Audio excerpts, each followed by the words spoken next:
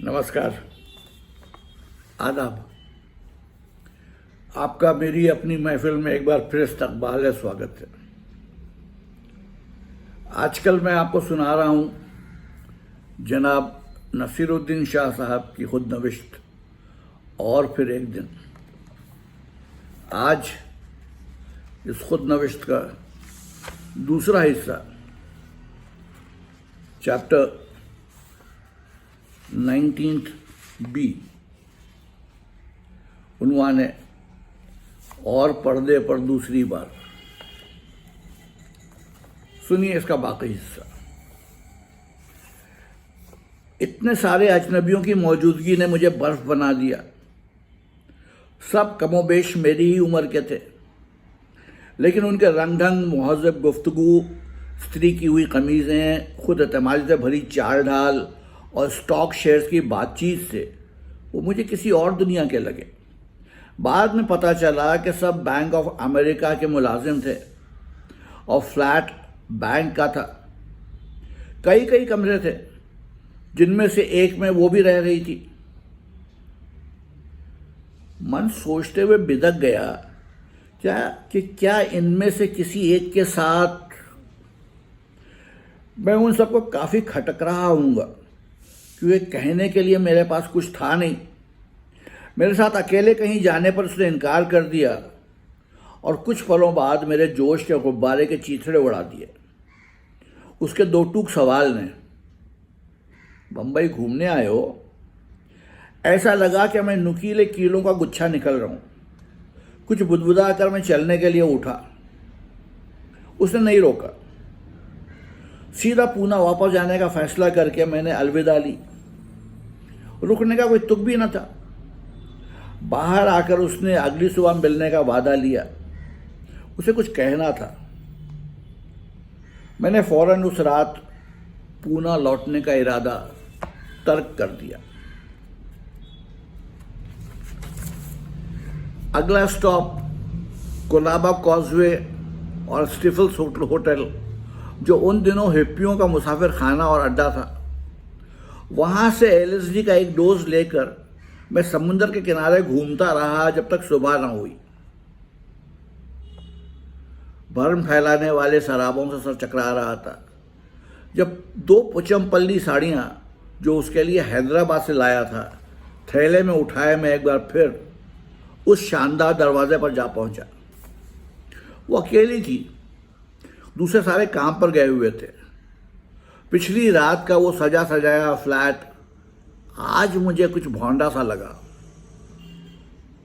होंठ भींचकर, दांत पीसकर हमने लगभग 2 घंटे साथ गुजारे और मैं LSD की धुन में लगातार कमरे के पर्दों को बड़े गौर से देखता रहा।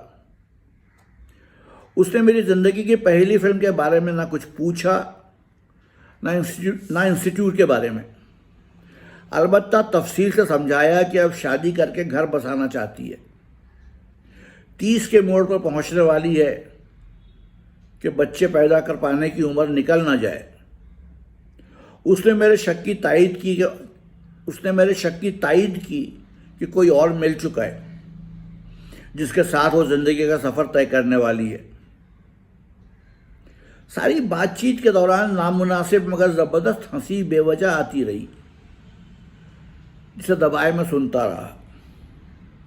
फिर वो साड़ियाँ उसके हवाले करके, जो उसने झिझकते हुए कबूल की, मैं जिंदा लाश की तरह टैक्सी लेकर पूना चला आया। तय किया कि अब उससे कभी नहीं मिलूँगा। हालांकि उसने कई मर्तबा दोहराया कि वो मुझे अपना अजीज़ दोस्त मानती है, मैं अपना ख्याल रखूं, मिलता रहूं, अगर मुझे कभी ज़रूरत पड़े तो, वगैरह वगैरह वगैरह। और भी गम है ज़माने में मोहब्बत के सिवा। सो अपने आप को पूरी तरह चूर होने से बचा सका मैं, क्योंकि और कई ज़रूरी काम सामने थे। अपने अदाकारी निसाब की 20 मिनट की फिल्म बनवानी थी। फिर बम्बई में ठिकाना ढूंढना था। बेघर होने में 2 माह बाकी थे। इस बीच डिप्लोमा फिल्में बनी और मैं उनमें से किसी में नहीं था। इससे मेरी कोई नाक नहीं कटी, क्योंकि जल्द ही मेरे खाते में एक पूरी फीचर फिल्म आने वाली थी। श्याम साहब फराख दिली से पूना आए वो 20 मिनट की फिल्म बनाने, जो हम 4 लोगों को सौंपी गई थी। उन्होंने और श्यामा ने इस्मत चुगताई की एक मज़ाहिया कहानी पर एक रूखी से स्क्रिप्ट तैयार की, जिसकी शूटिंग, डबिंग और एडिटिंग 3 दिन में पूरी हो गई। उन दिनों बम्बई में फिल्म वालों को सर छुपाने की जगह मिलना मुहाल था, अब भी है। जिसके जायज़ असबाब हैं, पेशे का भरोसा ना होना, देर से किराए की अदायगी, काम के बेढब घंटे, बदकार साथी, शोर भरी पार्टियां और औरतों की मौजूदगी। जसपाल ने अपना पेशा नगर पालिका स्कूल मास्टर बताकर बम्बई में अपने लिए रिहाइश का बंदोबस्त कर लिया था। उस कमरे में हमारा दोस्त पैडी AM पद्मनाभम भी रहता था, जो साउंड इंजीनियर था, पर अपने आप को इंजीनियर बता रखा था। मैंने तय किया कि सहाफ़ी बन जाऊं, और ओम, जो बाद में आने वाला था, प्लास्टिक के खिलौने बनाने का छोटा सा कारोबार चलाएगा। इस तरह झूठ सच बोलकर हमने तमाम शहरों की अम्मा की गोद में जगह तो पा ली। अब बचा बस ये था कि फिल्मी सितारे बन जाएं। इस मकसद से हमने तय किया कि जिस तरह का काम हमें करना होगा वैसी कुछ फिल्में देखी जाएं, और शुरुआत की शोले से, जो दूसरे हफ्ते में चल रही थी। पहले 1 आध हफ्तों में उस फिल्म को जिस हकारत और हूटिंग का सामना करना पड़ा, उसका मैं चश्मदीद गवाह हूं। जसपाल और मैं देर से पहुंचे, फिर भी करंट बुकिंग की खिड़की, जो उसके बाद लगभग 1 साल तक बंद रही, खुली थी। टिकट लेकर हम आधे खाली हॉल में जाकर बैठे। शुरू के 1-2 मंजर निकल चुके थे और बाकी सब हिंदी एक्शन फिल्मों के थके उबाऊ ढर्रे में बुरी तरह धंसे हुए लगे। बंदूकें बेशक असली थीं और नायकों और खलनायक के कपड़े अभी अभी धुले हुए नहीं लग रहे थे। कुछ एक जुमले यूपी और भोपाल वालों के तेज तंजिया दिमाग की उपज ज़रूर थे, लेकिन ये साफ था कि हर एक सीन कहाँ से उधार लिया गया है। सिर्फ इतालवी स्पेगेटी फिल्में ही नहीं, हॉलीवुड की कई अमर शाहकारों के मज़ेदार चरबे मुट्ठी भर भर के उड़ा लिए गए थे। यहाँ तक कि चैपलिन को भी नहीं बख्शा गया। मार धाड़ के सीन अच्छे ज़रूर थे, पर रोंगटे खड़े करने वाले बिल्कुल नहीं। हॉलीवुड की कई घटिया दर्जे की फिल्मों में मैंने उससे बेहतर स्टंट देखे थे। आज इस सिनेमाई शाहकार को लोग साष्टांग दंडवत करते हैं। आज इस सिनेमाई शाहकार को लोग साष्टांग दंडवत करते हैं। इस पर किताबें लिखी गई हैं, मुताले हुए हैं और गहरे माशरती मानी तलाश किए जाते हैं कि ऐसी खोखली फिल्में उस ज़माने के मूड का अक्स थी। शायद ज़माने का मूड यही रहा होगा कि जो कुछ हॉलीवुड मुखी हो उसकी खूब नकल की जाए। किसी को रिसर्च करना ही है तो इस बात की करे कि यह नाकाम फिल्म अचानक आज तक की सबसे कामयाब हिंदी फिल्म बन कैसे गई। उसे बनाने की लागत और रिलीज से पहले के शोर भरे इश्तेहार दोनों तब तारीखी थे, और शुरू में जो उसे मुस्तरद कर किया गया उससे जाहिर है कि फिल्म सनत की हवाइयाँ उड़ गईं। इतना कुछ दांव पर लगा था कि उसे नाकाम नहीं होने दिया जा सकता था। वजह तलाशी गई और निशाना साधा गया गब्बर सिंह कर रहे उस नए एक्टर पर जिसके अंदाज से नाजरीन शुरू में चौंक गए। दरअसल मुसन्निफ लोग किसी और को लेना चाहते थे, जो नहीं मिला तो उनके एतराज़ को रद्द करके हिदायतकार ने फैसला किया कि एक नए चेहरे को पर्दे पर लाने का।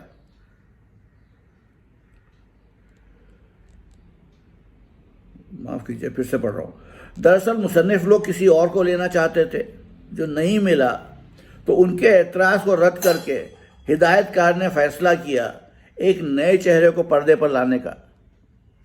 अमजद खान, जिसमें इतनी खुद एतमादी थी कि पूरा कमरा अकेले भर सके। मुझे यकीन है कि गब्बर पर्दे पर जिस शक्ल में आया और देखने वालों पर उसका जो असर हुआ वो अमजद भाई की हिस्सेदारी और अजीम शख्सियत की वजह से मुझे उनकी अदाकारी निराली लगी, पर पूरी फिल्म सनत उन्हीं पर सारा दोष मढ़ रही थी। उनका मोटापा, उनकी आवाज़, उनकी हर चीज़ के पुर्जे उड़ाए गए। आज भी जब इस फिल्म का जिक्र होता है तो सबसे पहले गब्बर सिंह या कितने आदमी थे की याद आती है। पर उस रोज़ मैंने अपनी आंखों से देखा कि नाजरीन अपने आप को जिन अदाकारों से एकाकार करते थे, उनको उस फिल्म में पछाड़ने वाले जुम्मा 8 दिन के उस बंदे को किस तरह धुतकार रहे थे। बाद में उनके जुमलों पर तालियां पड़ने लगीं। उस रोज़ धर्मेंद्र बच्चन प्रशंसक क्लब के बहुमत ने या तो पत्थर जैसी खामोशी में सुनाया, हकारत से अनसुना किया। माफ़ कीजिएगा, उस रोज़ धर्मेंद्र बच्चन प्रशंसक क्लब के बहुमत ने या तो पत्थर जैसी खामोशी में सुनाया या हकारत से अनसुना किया। नाज़रीन के दिमाग में यह बात समाने में 10-15 दिन लगे कि अरे हम तो गलत बंदों पर दांव लगा रहे थे, इस फिल्म का हीरो तो गब्बर है। और फिर गोया पहचानने की उस गलती की तलाफी करने उस नए खुदा की इबादत में हद से आगे बढ़ गए। गब्बर सिंह हालांकि सर्जियो लियोन के कुछ एक खलनायकों की तर्ज पर ढाला गया, एकाएक अपने ढंग का पहला कहा जाने लगा और जहां ये फिल्म दिखाई जाती थिएटर भरने लगते। मैं तो ये भी कहने की जुर्रत करूंगा कि कुछ भरवाए भी गए। एक सिनेमा तो 2 साल तक भरा रहा। वक्त के साथ उस फिल्म की दूसरी खूबियां भी दिखने लगीं। सिनेमाटोग्राफी, गीत, नायकों का बांका तवाज़ुन, तीखे मुकालमे, और फिर तो लगा कुछ दिनों बाद इसे देखना दर्शकों की आदत बन गई। ज़बरदस्त पैसा वसूल मामला था।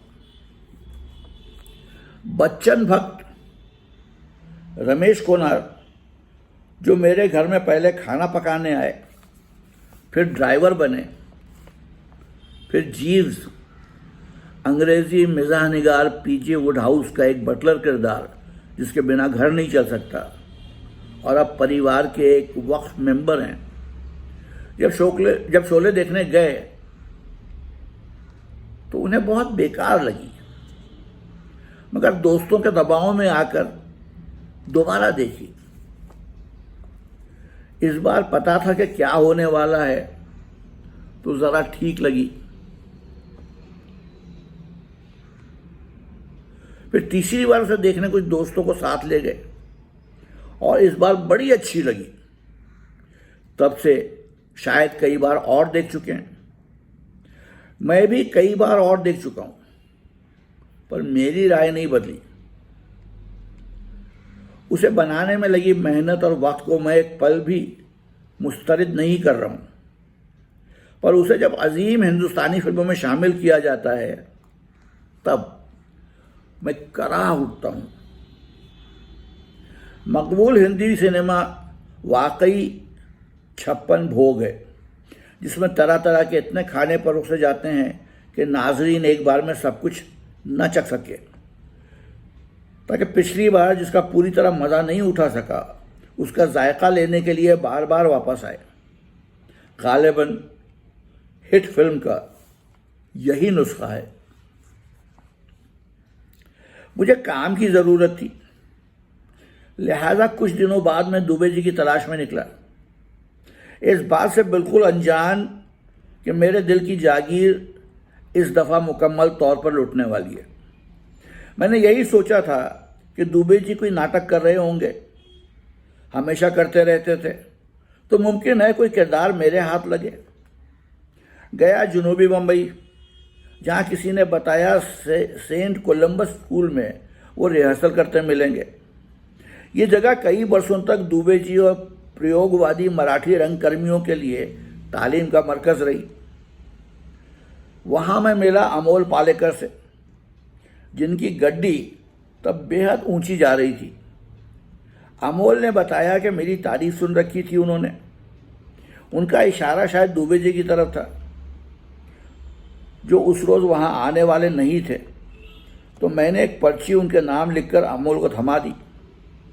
ये भी पता चला कि उन दिनों दुबे जी बांद्रा में बाल गंधर्व रंग मंदिर में रिहर्सल कर रहे हैं, जो एक बहुत ही बड़ा और कभी कभार इस्तेमाल होने वाला खुला ऑडिटोरियम था। अब गिर चुका है, पर वक्त और मेरी अपनी फिल्म जाने भी दो यारो, पर वक्त और मेरी अपनी फिल्म जाने भी दो यारों ने इसे अमर बना दिया है। उस जगह से 4 कदम पर पामपोश था, मेरा पुराना अड्डा। अगले दिन मैं वहां जा रहा था कि दुबे जी रास्ते में टकरा गए। बड़ी गर्मजोशी से मिले और नेशनल कॉलेज के बाहर, जिस बस स्टॉप पर मैंने कभी कुछ रातें गुजारी थीं, एक रेहड़ी पर गन्ने के ठंडे शरबत से मेरी खातिरदारी की। मेरा पर्चा उन्हें मिला नहीं था, पर आजकल वो खुद का लिखा नाटक इप्टा के लिए कर रहे थे। उन्वान था संभोग से संन्यास तक, और उसमें मेरे लिए रोल था। गन्ने के रस के साथ ये मीठी खबर मेरे गले से नीचे उतर रही थी कि मेरे दिन को और महकाने के लिए बाद सबा की तरह एक हसीन कमसिन लड़की वहां आई, जिसके चेहरे से मेरी नजरें यूं उलझीं कि हटने से इनकार करती रहीं। मेरी लिखी चिट्ठी ये कहकर उसने दुबे जी को थमाई कि अमोल पालेकर ने भेजी है। पहली ही नज़र में उससे दोस्ती करने को, उसके बारे में जानने को बेहद जी चाहा। उसके साथ ज़िंदगी गुजारने का भी ख्याल आया। हालांकि इतने बरसों बाद भी उससे यकीन नहीं होता, पर सच है कि कुछ पलों तक उस हसीन ख्याल के तस्वुर में खोया रहा। अभी तक उसे बात भी नहीं हुई थी, ना ही उसके बारे में कुछ जानता था,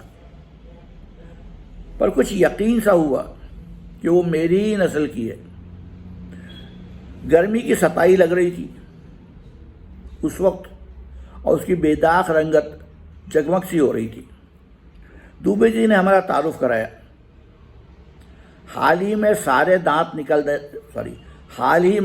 दांत निकलवा देने की वजह से उनका तलफ़ुज़ हमेशा जैसा साफ न था, तो उसे मेरा नाम शिवेंद्र सिन्हा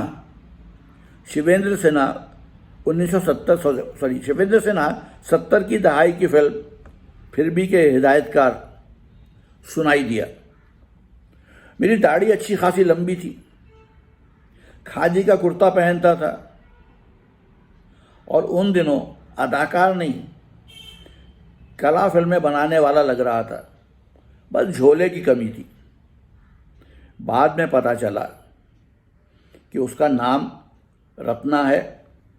गुजराती रंगमंच और सिनेमा की मशहूर व मकबूल अदाकारा दीना पाठक की बेटी है।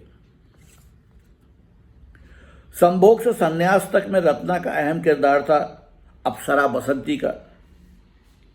जन्नत अप्सराओं को ज़्यादा काम तो होता नहीं होगा, लिहाजा बसंती अपने पति यानी मुझको लिहाजा बसंती अपने पति से बेवफाई कर बैठती है। श्रापों का तबादला होता है। फिर ज़मीन पर जन्म लेकर हम दोनों अपनी अपनी ज़िंदगी के बोझ तले कराहते रहते हैं। बसंती एक सेक्स की भूखी राजकुमारी की दासी है और मैं शायरी बघारने वाला एक स्त्री दोषी उज्जड। उस खुराफाती कथा में और क्या क्या था उसकी बस धुंधली सी याद है, लेकिन कथा की अहमियत कम थी बनिस्बत उसे लिखने और पेश करने के पीछे दुबे जी की मंशा के। रिवायती इक़दार के खिलाफ जमकर दलीलें देना और अपने पसंदीदा ग्रुपों को सामने लाना, दोबारा जन्म का ताना बाना, मर्द औरत की अदला बदली, स्त्री का त्यागे जाना, माफ कीजिएगा, स्त्री का त्यागे जाने का और त्याग करने का भाग्य, पुरुष स्त्री की अनंत श्रृंखला, पहचान में धोखा, जिनसी आज़ादी वगैरह वगैरह।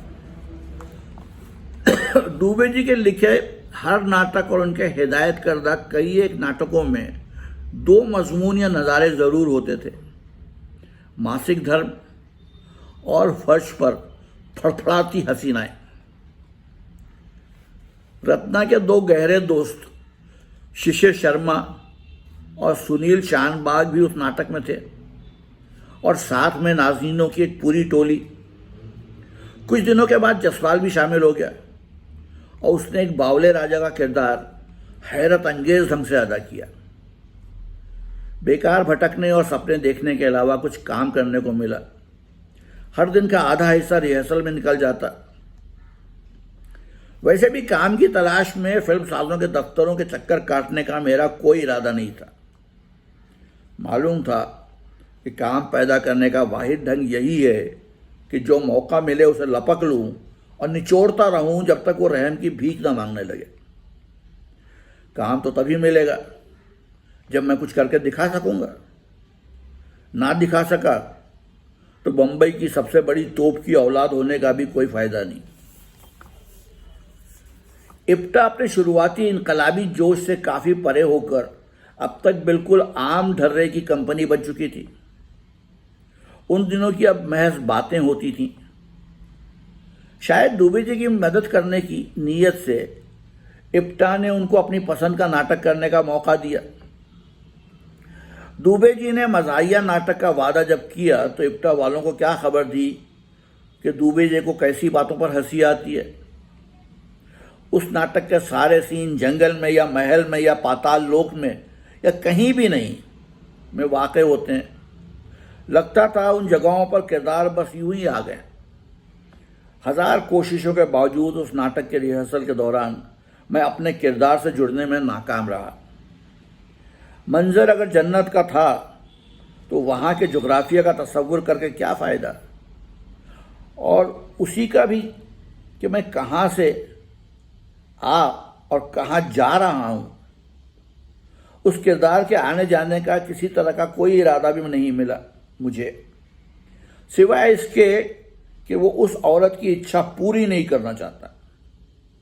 उसने नाश्ते में क्या खाया, कहाँ रहता है, या ऐसी दूसरी बातों में जाकर उसे काबिल यकीन नहीं बनाया जा सकता था। दुबे जी मेरी सच्चाई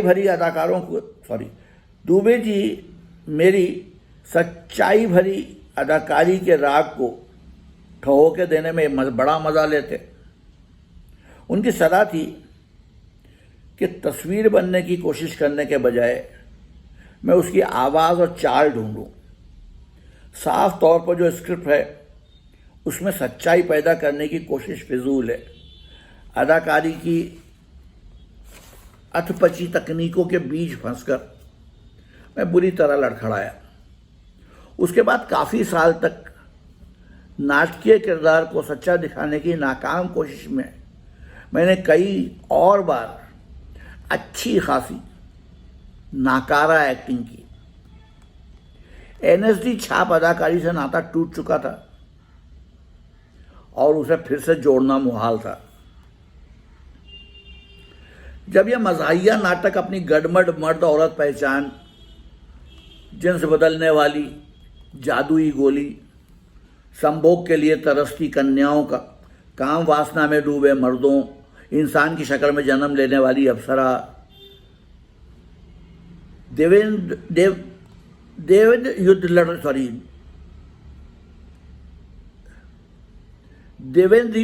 युद्ध लड़ रहे कुलीनों, कुंवारापन खोने को बेताब राजकुमारी, कामुकता के मारे दीवाना हुआ जा रहा राजा, कुंवारियों के कौमारे का तहफ़्फ़ुज़ कर रहा प्रेत, और बिना शक मंच से पूरे परे चारों तरफ एक दूसरे का सुख कर रही शबीहों के साथ पेश किया गया, तो इब्ता के बुजुर्गों ने खामोशी में देखा और कुछ रोज़ स्तब्ध रहने के बाद फौरन उसे बंद करने का फैसला किया। दुबे जी के माथे पर शिकन भी नहीं आई। उन्होंने नाटक को थिएटर यूनिट के अपने अस्तबल में ले लिया और कई साल तक बीच बीच में पेश करते रहे, कभी कभी दूसरे शहरों में भी। जब स्टेज के लिए और कुछ ना होता, उसी को नए अदाकारों के साथ दोबारा पेश करते। खुजली तो आखिर मिटानी थी। दुबे जी के अल्फाज में, थिएटर इसलिए करता हूं क्योंकि मुझे खुजली होती है। जिसे खुजली होती है वो आकर देखे। उन दिनों रत्ना और मैं बराबर राब्ते में रहे और हमारी दोस्ती बढ़ती गई। उसके घर मुफ्त खाने का ठिकाना मिल गया, शाकाहारी खाने का लाजवाब जायका। शाकाहारी खाने के लाजवाब जायके से मेरा पहला तारुफ। निशांत की डबिंग के दौरान श्याम ने पूछा कि क्या मैं किसी को जानता हूं जो साधु मेहर की डबिंग कर सके। साधु तब दस्तयाब नहीं थे और उनका काम भी इस बार कमज़ोर रहा था। मैंने जसपाल को श्याम से मिलाया और डबिंग से एक बेजान किरदार जिंदा हो गया। श्याम बेहद खुश हुए। अपने अदाकारी के अलावा एक और बात जिस पर मुझे नाज है वो है उस फिल्म के साउंड इफ़ेक्ट्स जो मैंने और कुलभूषण ने बड़ी मेहनत से बनाया। हम दोनों कई तरह के छोटे छोटे औजारों से माइक्रोफोन के सामने बैठे वो आवाज़ करते जो स्क्रीन से आनी चाहिए। मसलन प्याली ग्लास रखना, दरवाज़ा बंद होना, माचिस जलाना। कई तरह के जूतों चप्पलों से हम तस्वीरों के पैरों की आहट को एक साथ डब करते। नंगे पैरों के लिए हथेलियों का इस्तेमाल होता।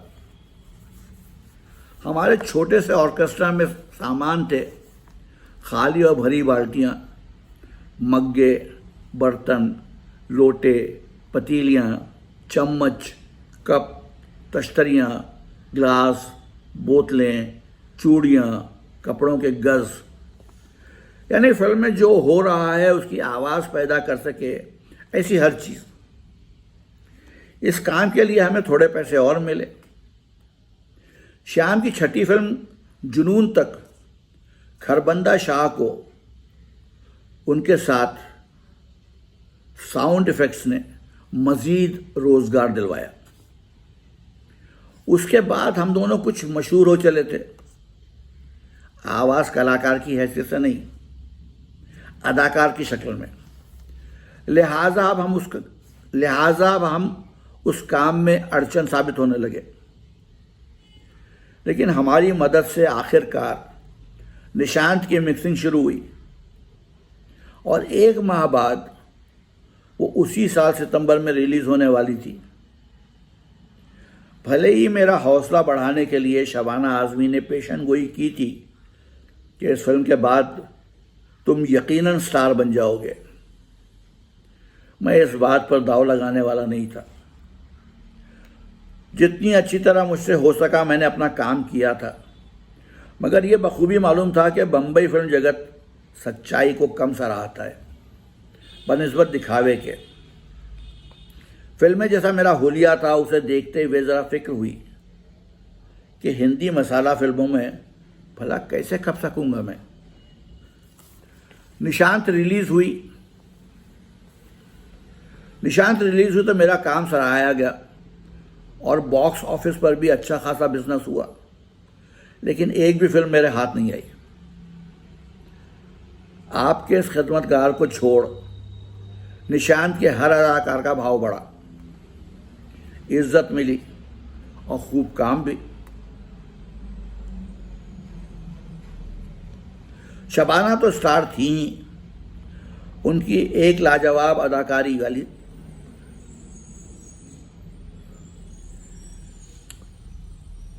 शबाना तो स्टार थी ही, उनकी एक लाजवाब अदाकारा वाली छवि और भी पुख्ता हो गई। स्मिता को दशक की खोज करार दिया गया। अपनी डरावनी छवि और रोबदार कदोकामत की वजह से अमरीश पुरी मकबूल आम फिल्मों में दबंग के रूप में खूब पैसा कमाने लगे। यही हाल गिरीश का था, जिन्होंने इतनी फिल्मों में अहम किरदार अदा किए जो अब शायद उन्हें याद भी नहीं होंगे। कुलभूषण, मोहन आगाशे, यहाँ तक कि सविता बजाज की भी अच्छी कमाई होने लगी। पर मेरे हिस्से अगर कुछ आया तो बस थोड़ी सी तारीफ। ऐसा नहीं है कि मुझे उम्मीद थी प्रोड्यूसर दौड़े दौड़े आएंगे। ऐसा नहीं है कि मुझे उम्मीद थी कि प्रोड्यूसर दौड़े दौड़े आएंगे, पर यूं नज़रअंदाज किया जाना नश्तर की तरह चुभा।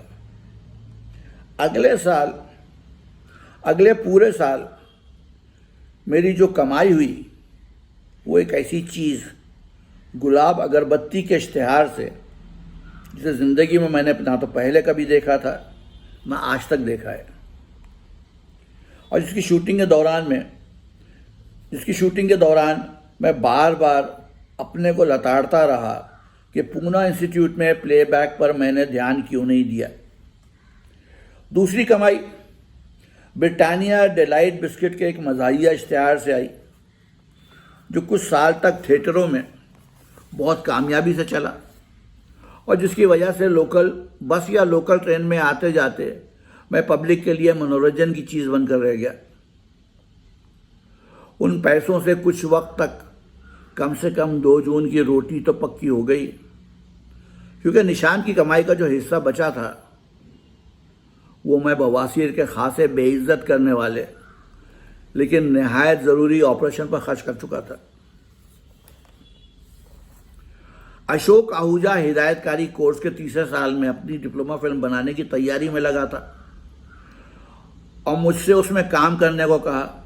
उसने अशोक की इंस्टीट्यूट में बनाई हर फिल्म में मैं था और उस फिल्म की कहानी मेरे तजुर्बे के आसपास थी।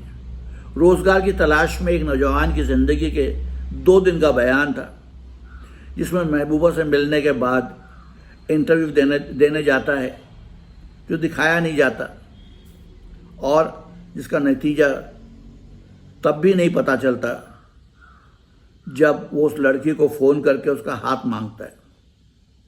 खुश होकर जब वो पूछती है नौकरी मिल गई, इसका जवाब है मालूम नहीं, पर मुझे हाँ या ना अभी बता दो। फिल्म अंजाम बताए बिना ख़त्म होती है। बातचीत का और उसके सब इस रिश्ते का नतीजा पता ही नहीं चलता। इंस्टीट्यूट के हिदायतकार तलबा जब इंसानी रिश्तों के बारे में फिल्म बनाने की कोशिश करते तो कभी कभार ही कोई ठोस बात कह पाते, क्योंकि उनमें किसी भी इंसानी रिश्ते की न समझ थी न परखने की काबिलियत। इंसान को इंसान की तरह पेश करने के बजाय किरदारों को आम तौर पर गूढ़ सिंबल मानकर नाजरीन को कोई बेतुका फ़लसफ़ा समझाने की कोशिश करते, जबकि करना ये चाहिए था कि फिल्म बनाने के अपने कल पुर्जों को पुख्ता करें। वो तमाम अफराद के लिए अहमियत की हामिल फिल्में बनाने के फिराक में थे। सरल समझ में आने वाली फिल्म कोई नहीं बनाता था। अशोक की फिल्म द प्रपोजल में भी यही खामियां थी, पर उसके साथ काम करना अच्छा लगता था, तो मैं उस डिप्लोमा फिल्मों में काम करने एक हफ्ते के लिए वापस इंस्टीट्यूट गया। उन दिनों भारी भरकम मिचेल कैमरा ही इस्तेमाल होते थे, जिनकी ज़रा सी कर के भी दाम लगते थे। इंस्टीट्यूट के कोर्स की शुरुआत से उस कैमरे का सामना करते ही उसकी कर कर की आवाज़ से मेरी नसें तन जाती। जीते जागते नाज़रीन का कभी मुझ पर ऐसा असर नहीं पड़ा जो उस कैमरे का था।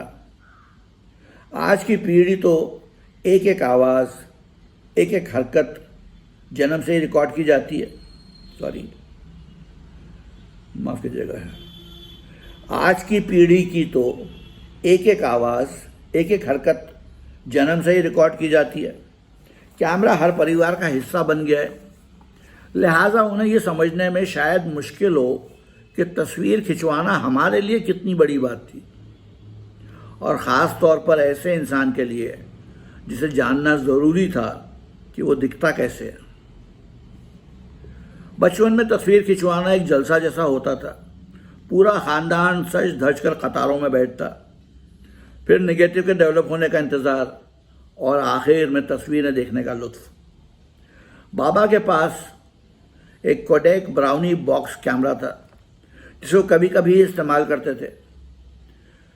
पेशेवर क्रिकेट खेलने के सपने तो अब ताक पर रखे जा चुके थे, और लगभग उन्हीं दिनों स्पोर्ट्स एंड पास टाइम भी बंद हो गया था।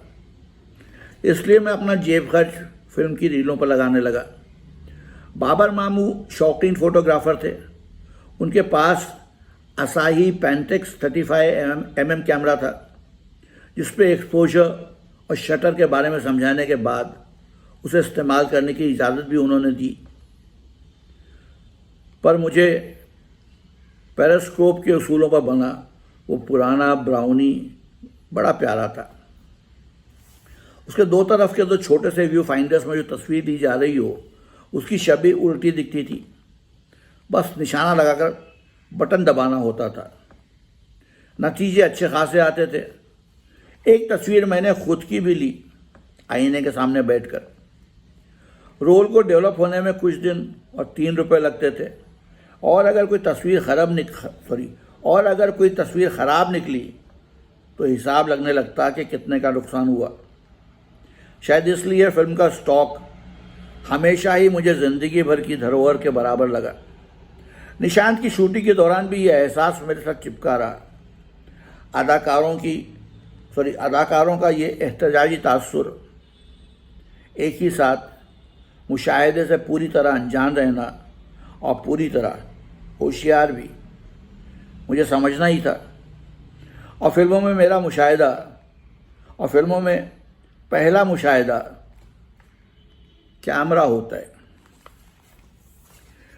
निशांत की शूटिंग से पहले श्याम ने अदाकारी के बारे में आज तक मिली नसीहतों में सबसे कीमती बात बताई मुझे। कैमरा फिल्म देखने वाले हर इंसान की आंख है, इसलिए कैमरे से वही रिश्ता बनाओ जो तुम जीते जागते नाज़रीन से बनाते हो। एक पूरी फीचर फिल्म कर लेने के बाद भी कैमरे की उस आवाज़ का खौफ कम होने पर भी गया नहीं था। जब द प्रपोजल की शूटिंग शुरू हुई, फुटेज की वही पुरानी फिक्र फिर सताने लगी।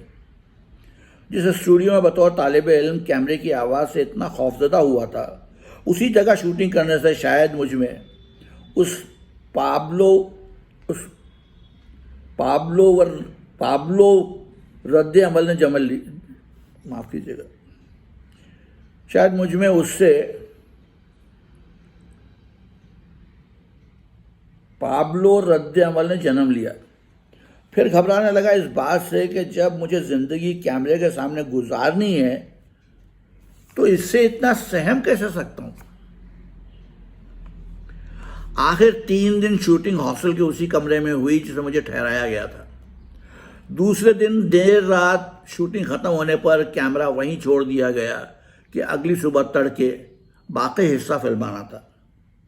मैं सोने चला तो ध्यान नहीं आया कि कैमरे का रुख मेरे पलंग की तरफ है, और जब बीच नींद अतड़ियों की कुलबुलाहट ने जगाया तो मिशेल साहब खामोशी से खड़े मुझे देख रहे थे। राहत मिली कि अकेला नहीं हूँ, और फिर सो गया। मिशेल साहब मेरी पैरवी करते रहे। सुबह जागा तो उनकी और मेरी दोस्ती हो चुकी थी, और जो आज तक है।